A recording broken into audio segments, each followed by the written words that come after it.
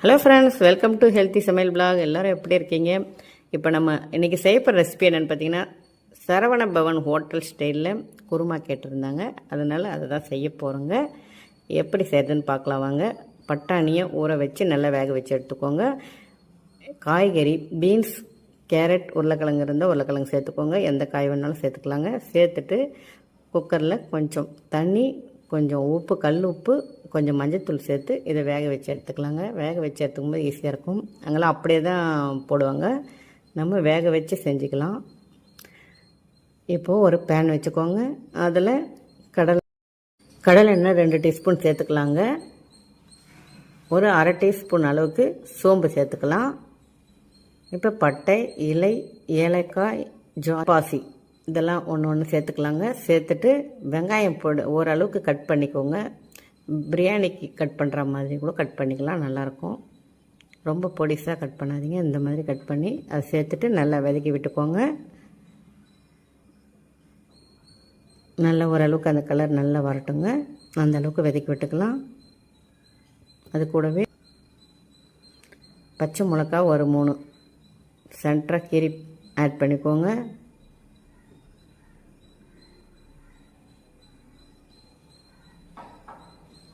பாருங்கள், ஓரளவுக்கு நல்லா வதங்கிடுச்சு. இப்போ இஞ்சி பூண்டு பேஸ்ட்டு ஒரு டீஸ்பூன் சேர்த்துக்கலாம்.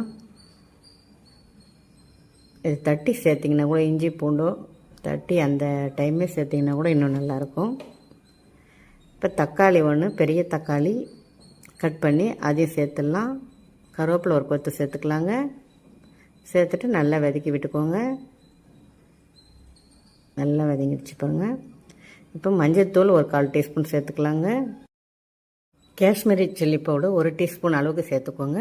தனியாத்தூள் 1 டீஸ்பூன் அளவுக்கு சேர்த்துக்கோங்க. நிறைய மசாலா வேண்டாங்க, லைட்டாக இருந்தால் போதும்.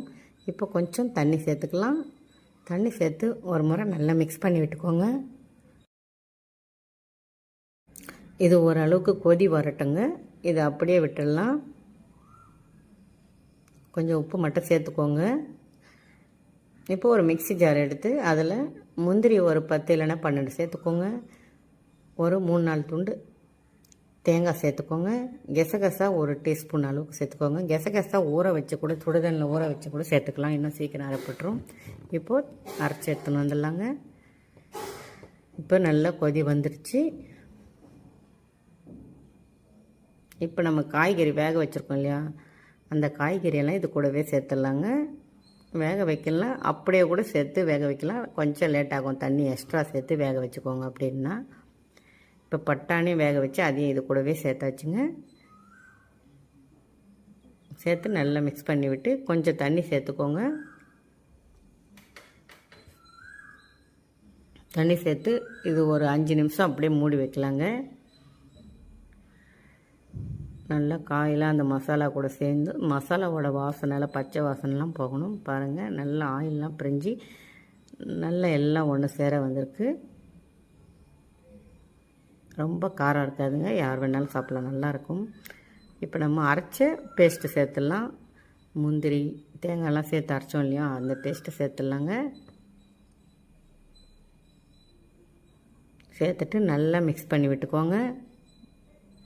அவ்வளோதான் பாருங்கள், ரொம்ப ஈஸியாக செஞ்சிடலாங்க.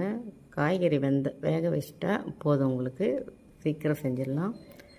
அவ்வளவுதாங்க, ரெடி ஆயிடுச்சு. நம்ம சூப்பரான Saravana Bhavan hotel style kurma ready ஆயிடுச்சுங்க. இப்போ கொத்தமல்லி, கருவேப்பிலை தூவிக்கலாங்க. ஒரு கைப்பிடி அளவுக்கு கொத்தமல்லி தூவிக்கோங்க. ஓகே ஃப்ரெண்ட்ஸ், இது பூரிக்கு வச்சு சாப்பிடுங்க, சூப்பராக இருக்கும். சப்பாத்தி, பூரி ரெண்டுத்துக்குமே அவ்வளோ அருமையாக இருக்குங்க. நீங்களும் ட்ரை பண்ணி பார்த்துட்டு கமெண்டில் சொல்லுங்கள். ஓகே ஃப்ரெண்ட்ஸ், பாய்.